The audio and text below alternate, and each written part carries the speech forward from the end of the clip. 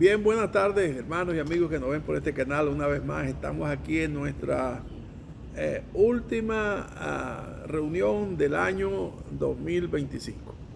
Quiero darle gracias a Dios por todos aquellos que se comunican con este servidor para decir que siempre ven el mensaje, que les hace falta el mensaje.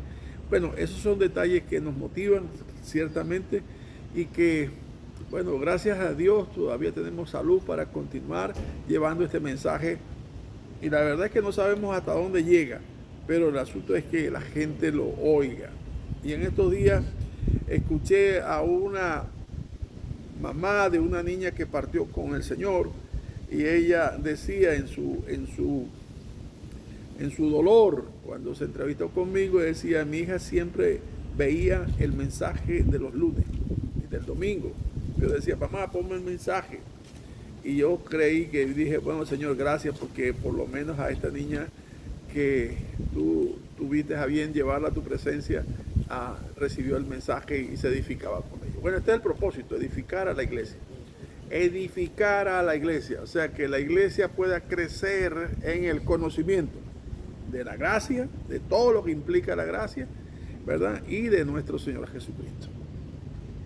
Hoy, como las semanas anteriores, vamos a hablar sobre la llenura del Espíritu Santo. Para hacer un breve resumen, hablamos que el Espíritu Santo comienza a actuar en nuestras vidas desde antes de ser creyente. Porque antes de ser creyente, Él es el incentivador, el que nos motiva, el que desde afuera va provocando las reuniones o va tocando las personas que nos invitan a que vayamos a una reunión cristiana, o la que hace que coincida nuestra atención con una música en la radio y en esa radio manda su mensaje. Mire, cuando las ovejas son de Dios, estén donde esté, el buen pastor las va a buscar. No importa cómo estén, no importa dónde estén, no importa lo que estén haciendo, Él las va a ir a buscar y las va a traer al lugar donde Él ha escogido habitar su nombre. Eso es lo que el buen pastor hace.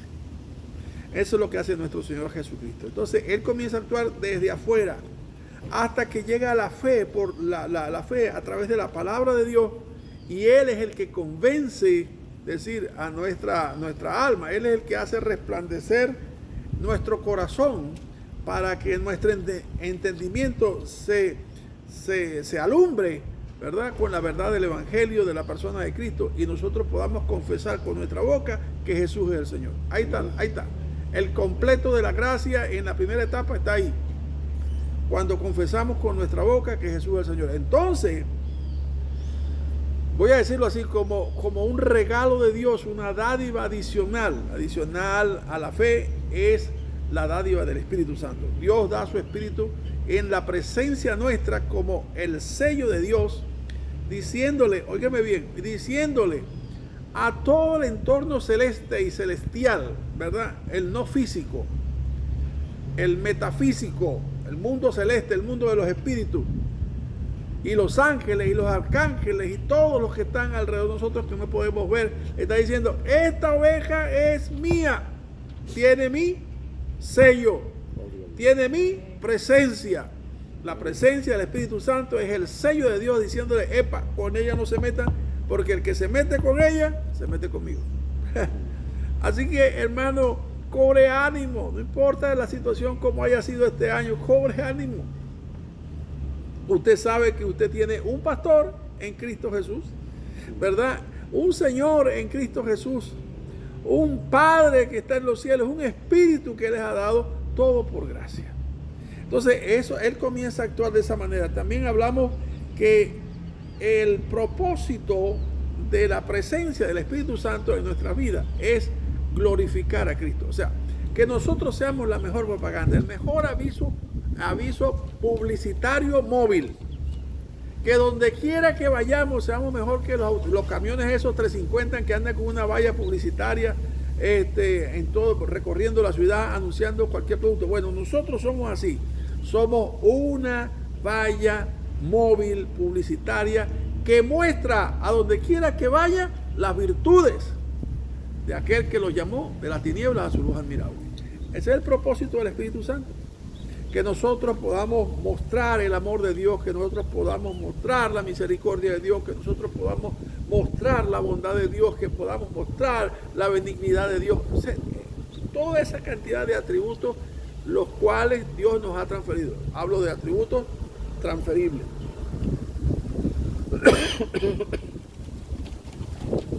Ok. Ahora, cuando digo estas cosas, no estoy llegando al nivel de la llenura del Espíritu Santo, sino de la presencia del Espíritu Santo. Y el Espíritu Santo comienza a manifestarse en la vida del creyente, ¿verdad? Con dones o con capacidades o manifestaciones de Él para provecho de la iglesia. ¿Qué es lo que muchas veces pasa en la vida del creyente que al principio no se entiende con claridad? Hermano, mire, Pablo dice con diáfana y elocuente pluma la necesidad de que nosotros tenemos que hacer morir esto en nosotros. ¿Qué? Lo terrenal. ¿Por qué? Porque seguimos estando en la carne, este elemento, ¿verdad? Este escaparate o esta casa o esta habitación donde nosotros estamos, sigue siendo sujeta a pasiones o a debilidades de la carne como antes. Y nosotros tenemos que hacer morir eso en nosotros. Lo cuarto que quiero resumir es que esto hay que sacrificarlo. Óigame, esto no es obra del Espíritu Santo. El ayuda del Espíritu Santo, ok.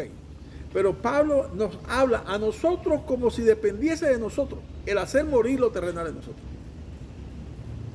Mire, nadie puede por sí solo hacer morir estas cosas. Pero Dios nos ha dado su Espíritu, que nos ayuda, que nos fortalece para hacer morir lo que es necesario morir. Hacer pues morir lo terrenal en vosotros. Y por último,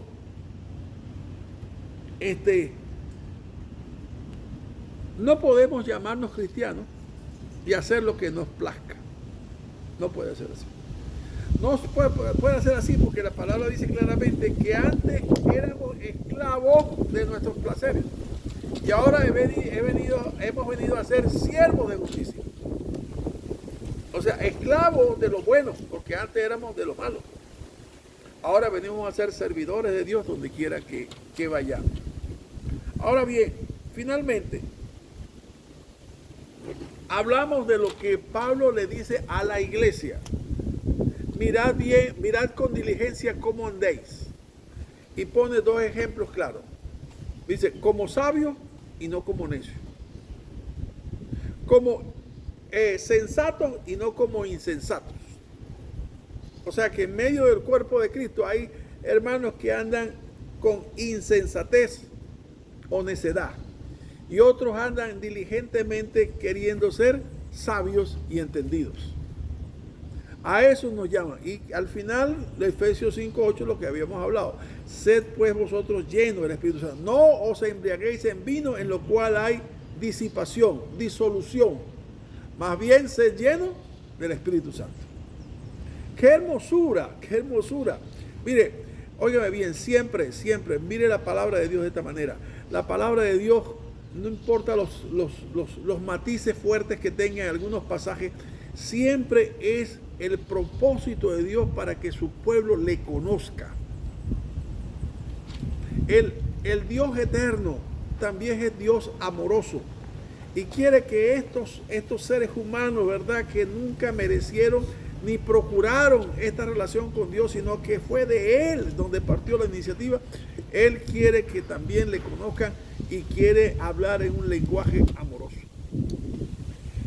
Ahora bien, ¿cómo llegamos a la llenura del Espíritu Santo? ¿Cómo empezamos? ¿Cómo digamos, ok, pastor, todo esto es el antecedente, ¿verdad?, de lo que acontece en torno a el mandato de ser la llenura? Ahora, ¿cómo hacemos para ser llenos? ¿Cómo empezamos? ¿Cuál es la primera clase de esta llenura?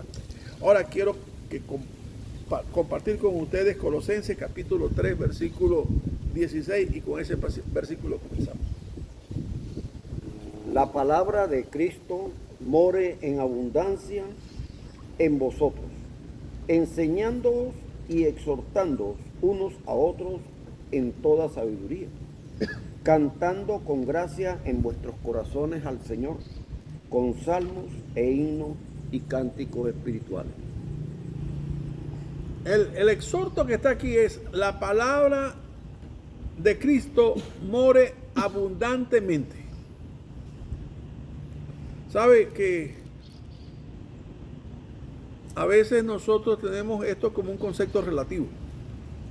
Sí, porque, por ejemplo, si yo tengo un bolsillo pequeño donde caben 10 monedas y digo, y lleno ese bolsillo con 8 monedas, digo, tengo abundancia de monedas. Claro, porque el bolsillo es pequeño. Pero si el bolsillo fuese 3 veces más grande y tuviese las mismas 8 monedas, ¿qué diría? ¿Tengo abundantemente o tengo escasez? Tengo pocas monedas. O sea, ese término relativo quiero acotarlo en este sentido. Porque Jesús dijo así: en esto es glorificado mi Padre, que vayáis y llevéis mucho fruto, y seáis así mis discípulos. Ahora, ¿qué es para Jesús, en la mente de Jesús, mucho fruto? ¿Me entiendes? Porque para nosotros, con esta mente limitada y esta vida muy, muy limitada, para nosotros muchos quizás sea un número de quizás 2 dígitos, pero para el Señor quizás sea 8, 10 dígitos. Eso sea mucho. ¿A eso se refería él con mucho? Bueno, el asunto es que la palabra de Cristo debe abundar. Abundar. O sea, que no seamos escasos. Que no solamente memoricemos Juan 3:16 ni Juan 5:24, sino que nosotros podamos ahondar más en la palabra. Necesitamos que entonces a este corazón, como un bolsillo, llenarnos de la palabra de Dios. No, es que yo no puedo memorizar, es que yo no sé. No diga eso, no se haga la víctima, porque lo que está haciendo es simplemente llamarse un verdadero flojo. No haga eso. El que lo llamó también lo capacita y le da cómo memorizar la palabra. ¿Me entiende? Usted es una persona, nueva criatura en el Señor, y Dios le da las herramientas y la forma como poder tener la disciplina de que la palabra de Cristo abunde en vuestros corazones.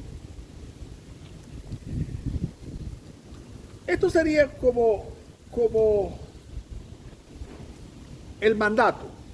La palabra de Cristo more. Luego lo que viene es consecuencia de esto primero. Ahora bien, déjeme quedarme aquí por un momento y decirle, ¿cómo hago para esto? Bueno, tengo que empezar memorizando la palabra, leerla. Hay que empezar por leerla, luego memorizarla.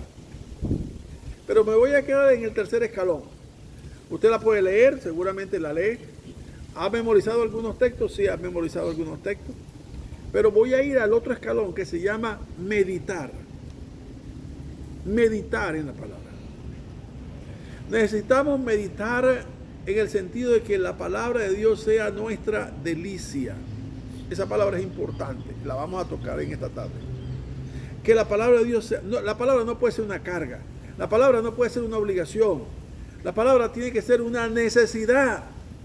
Así como necesitamos el oxígeno, así como necesitamos el alimento, así como el niño, el bebé necesita la leche espiritual no adulterada para crecer, así necesitamos nosotros la palabra de Dios en nuestra vida.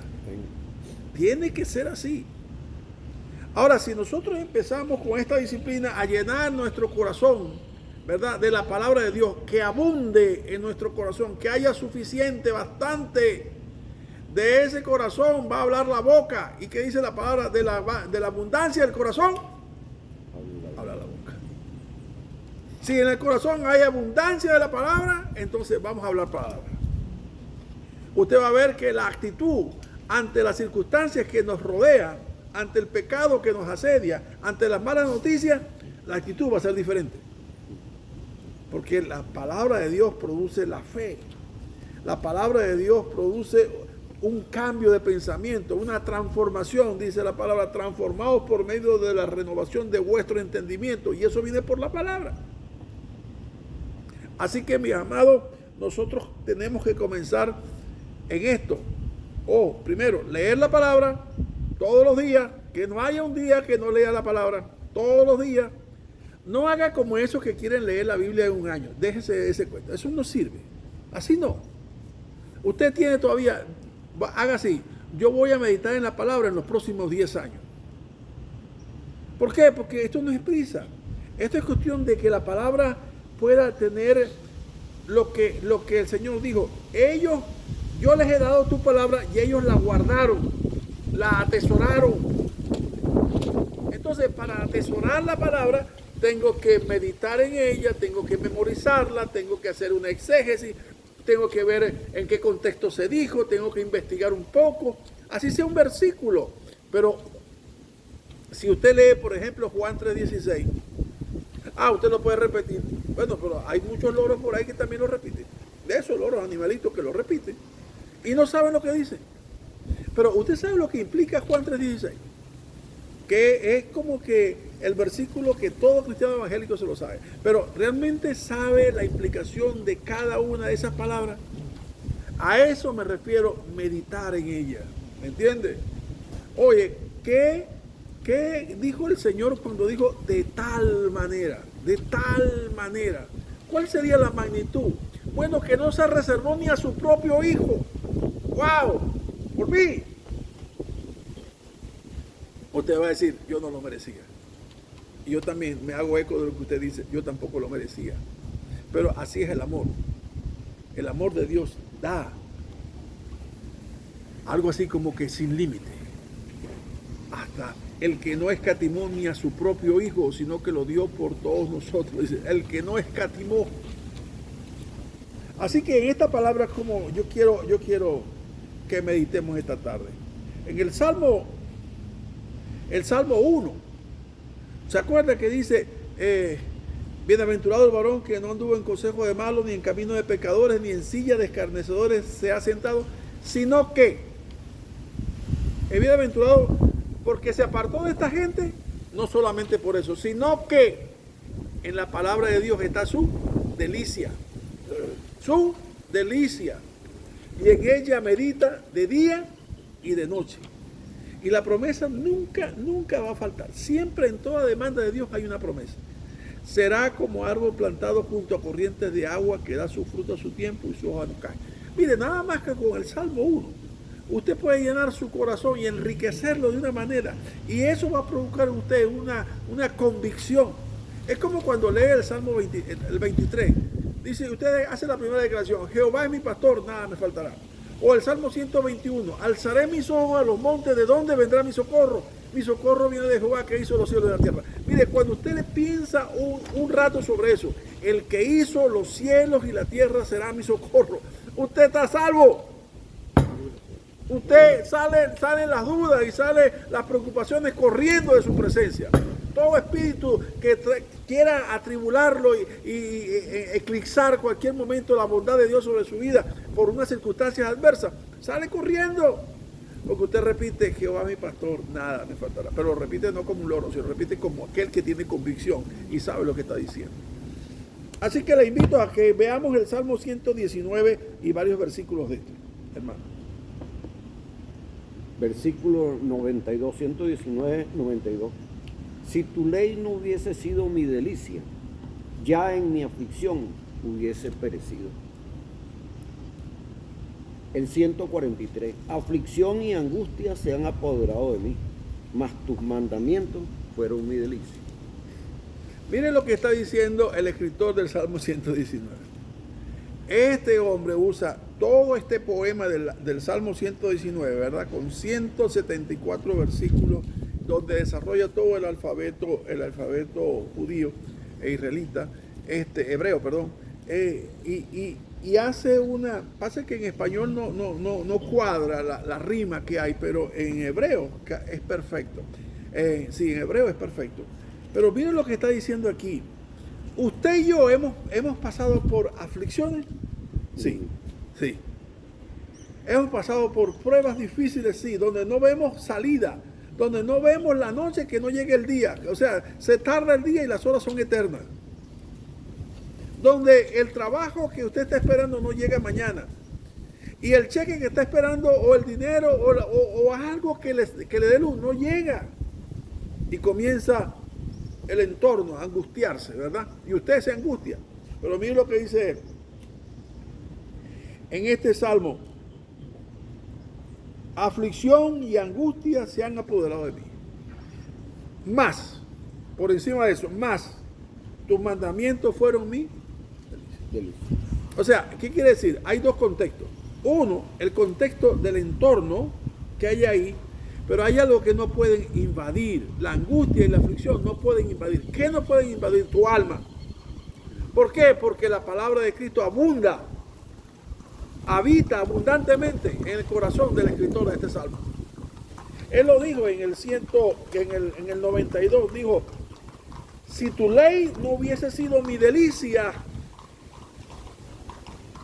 el pero del asunto es la actitud del cristiano con respecto a la palabra. Y dice él, si tu ley no hubiese sido mi delicia, en mi aflicción me hubiese ahorcado. Pero, tu palabra es mi asidero. Lámpara es a mis pies tu palabra y lumbrera a mi camino. Y por eso dice en el versículo 24, pues tus testimonios son mi delicia y mis consejeros. Entonces, en este plan que le estoy dando, muy brevemente, trate de, uno, a tener una disciplina, amado mío. Lea la palabra, memorice la palabra, investigue la palabra. Por eso es que usted no puede leer corriendo un salmo todos los días o un capítulo del Evangelio. No, déjese esa prisa. Si quiero aprender algo, quiero aprenderlo bien. Porque, ¿qué significado o qué efecto tiene algo que solamente leo y no lo entiendo? Ninguno. Aquí no estamos llamando a ser teólogos. No. Nosotros estamos llamados a ser cristianos. Y es muy diferente. Porque no es el mero conocimiento intelectual. Es la transformación que produce la palabra en el corazón del creyente. Y el cambio de actitud que produce en su mente y en su conducta. Así que avancemos porque la hora nos acosa. En Josué 1:8 vamos a leer un pasaje y hablando de esos pasajes que estamos llamados a esmenuzarlos, a discernirlos, ¿verdad? A comérnoslos con detenimiento. ¿A quién no le gusta, por ejemplo, que le digan, mire, que usted tenga un líder y le diga, así como estuve con tu líder, estaré contigo? Que Dios le hable así de esa manera. Así le habló Dios a Josué cuando ya Moisés había partido. Vamos a leer Josué 1:8 y 9. Nunca se apartará de tu boca este libro de la ley, sino que de día y de noche meditarás en él, para que guardes y hagas conforme a todo lo que en él está escrito. Porque entonces harás prosperar tu camino y todo te saldrá bien. Mira que te mando que te esfuerces y seas valiente. No temas ni desmayes, porque Jehová tu Dios estará contigo en donde quiera que vayas. No. Mire, Dios habla así conmigo de esa manera, como la experiencia de Josué. Y no digo me atrevo a meter a los israelitas en Canaán, que venga lo que sea. O sea, esto es una experiencia extraordinaria. Pero la palabra de Dios fue dada también para nosotros hoy. Para que nosotros no somos Josué, pero somos como un Josué. Dios habló en la universalidad de la palabra, del contexto universal. Tiene ese contexto el propósito de que su iglesia entienda que hay un principio intrínseco aquí, y es que la palabra de Dios no puede apartarse nunca de nuestra boca. ¿Por qué? Porque está en nuestro corazón y en nuestra boca. Vamos a hablar palabra de Dios. Vamos a hablar palabra de Dios donde quiera que vayamos. Que la gente, que digan lo que quieran. Nosotros vamos a creerle a Dios. Así digan fanáticos, locos, no importa lo que digan. Pero nosotros vamos a creerle a Dios en todo lo que hablemos. ¿Me entiendes? Venezuela va a cambiar, diga amén, Venezuela va a cambiar. ¿Por qué? No porque vienen los gringos, no porque el presidente se va. No. Que se vaya o que se quede, Dios va a bendecir a Venezuela. ¿Por qué? Porque hay un pueblo de Dios que está clamando al que lo puede todo, al que hizo los cielos y la tierra, para provocar una bendición grande sobre nuestro país. ¿Usted lo cree? Entonces hable de esa manera. Hable de esa manera. Pero si usted dice, pastor, mire, ahora lo que tenemos es calamidad. Ahora lo que tenemos es, mire, ¿de qué sirvió la oración? Ya va, quédese quieto. A todos les gusta el camino en la autopista, pero a veces Dios le permite a uno vivir por un camino, una ladera angosta, llena de piedras, escabrosa. Si no, vamos a Habacuc, en el capítulo 3, vamos a leer esos 2 versículos, para que veamos entonces, esos 3 versículos, al 17 al 19, para que veamos la actitud de un verdadero hombre de Dios. Aunque la higuera no florezca, ni en las vides haya frutos, aunque falte el producto del olivo, y los labrados no den mantenimiento, y las ovejas sean quitadas de la majada, y no haya vacas en los corrales, con todo yo me alegraré en Jehová, y me gozaré en el Dios de mi salvación. Jehová el Señor es mi fortaleza, el cual hace mis pies como de sierva, y en mis alturas me hace andar. ¿Sabe? Cuando pienso en este pasaje, ¿sabe qué imagen se me viene a la mente? Gaza. Gaza. O Haití. Un cristiano en Haití ve el entorno y dice, es tragedia todo. O en Gaza ve la gran parte destruido, todo está destruido. Un cristiano allá, ¿qué hago? El gozo tuyo no depende de las circunstancias de tu entorno. No depende de eso. Depende de tu relación con Dios. Por eso dice él las 3 cosas que al principio pueden ser del orden del reino vegetal. Dice que aunque la higuera no florezca ni haya fruto, ni las vides den fruto y falte el producto del olivo. El segundo renglón, el renglón animal, dice, aunque las ovejas sean quitadas de la majada y no haya vacas en los corrales. Dice, aunque no hay nada con que mantenerme. Dice, pero ya va, con todo yo me alegraré en Jehová.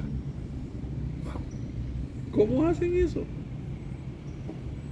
¿Cómo hacen eso? ¿Se acuerdan Pablo y Silas cuando fueron presos en Filipo?